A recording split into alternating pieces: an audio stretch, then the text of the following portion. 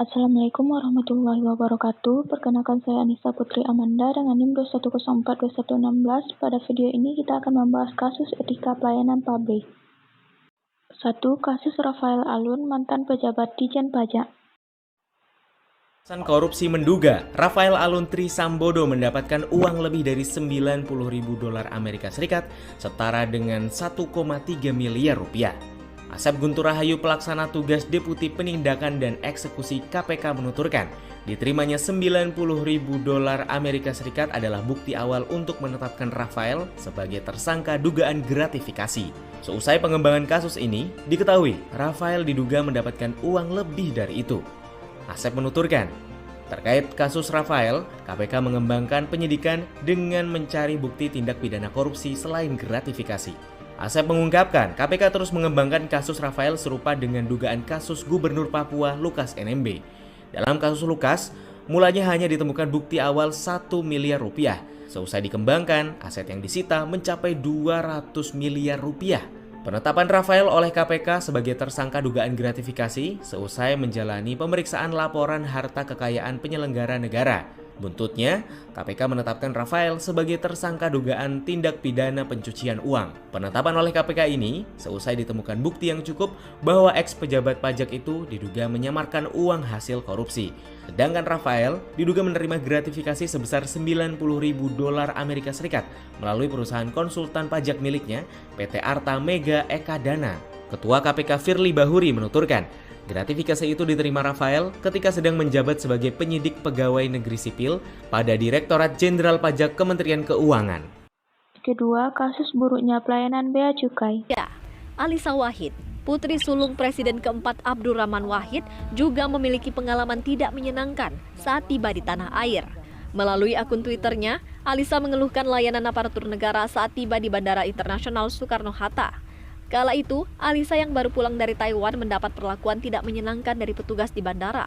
Alisa menduga dirinya dianggap buruh migran Indonesia yang sedang kembali ke tanah air. Saat itu, bahkan Alisa mengaku dicecar petugas bandara dengan pernyataan yang intimidatif dan kopernya sempat diacak-acak oleh petugas bandara. Atas peristiwa itu, juru bicara Kementerian Keuangan langsung melayangkan permintaan maaf. Protes dan keluhan terhadap kinerja dan layanan aparatur negara, terutama Bea Cukai, bukan hanya disampaikan ketiga orang di atas.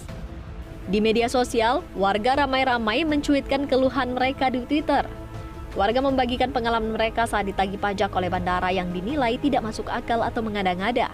Pengalaman pahit yang dialami Fatima dan Alisa saat berhadapan dengan aparatur negara menjadi contoh nyata masih buruknya pelayanan terhadap warga di tanah air. Mental aparatur negara di negeri ini, terutama Bea Cukai, tampaknya belum direvolusi dengan baik. Ketiga, kasus Bima yang mengkritik jalanan di Provinsi Lampung. Sosok TikTokers yang bernama Bima Yudo sedang menuai sorotan karena salah satu kontennya di TikTok yang mengkritik Provinsi Lampung. Dampak dari viralnya konten Bima membuat dirinya merasa terpojok. Bahkan kedua orang tuanya dikabarkan mendapat intimidasi dari Gubernur Lampung. Analisis. Dewasa ini, permasalahan yang terkait dengan penyelenggaraan ketatanegaraan yang belum terselesaikan, yaitu adanya penyimpangan etika dalam proses pelayanan publik. Bisa dilihat dari ketiga kasus yang telah ditayangkan sebelumnya membuktikan bahwa etika pelayanan publik di Indonesia masih rendah, di mana masih terdapat kasus KKN, suap, anti kritik, pelayanan yang diberikan tidak sopan, dan lain sebagainya. Hal ini disebabkan oleh 1. Rasa tanggung jawab terhadap pekerjaannya masih rendah. Yang kedua, tidak memahami fungsinya dengan baik sebagai pelayan publik. Yang ketiga, rendahnya motivasi dalam bekerja. Yang keempat, rendahnya semangat nasionalisme. Sehingga berdampak, pertama, pekerjaan yang dihasilkan tidak efektif dan efisien. Yang kedua, kinerja pegawai yang menurun. Yang ketiga, menurunnya rasa kepercayaan dan kepuasan masyarakat terhadap pemerintah. Yang keempat, nama baik perusahaan menjadi taruhannya. Yang kelima, mulai lunturnya semangat nasionalisme. Solusinya, pertama, perlunya perbaikan kualitas pelayanan. Yang kedua, perlu adanya evaluasi kinerja pegawai secara rutin. Yang ketiga, perlunya teguran bagi pegawai yang melanggar. Yang keempat, pemerintah perlu menerima kritik dan saran dari masyarakat terhadap kinerjanya untuk perbaikan lebih lanjut.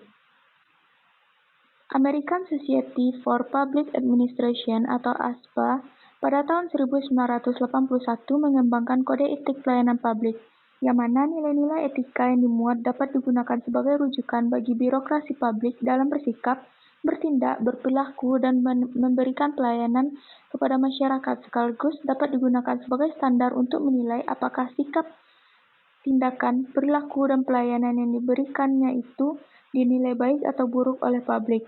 Dengan menerapkan etika administrasi publik dengan cara yang paling optimal akan dimungkinkan untuk mempromosikan kinerja pemerintahan yang baik yang diinginkan.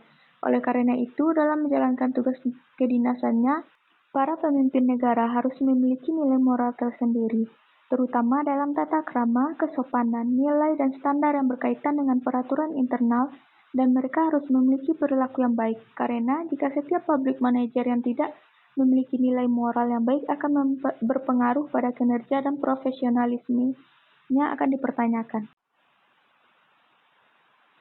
Sekian dan terima kasih.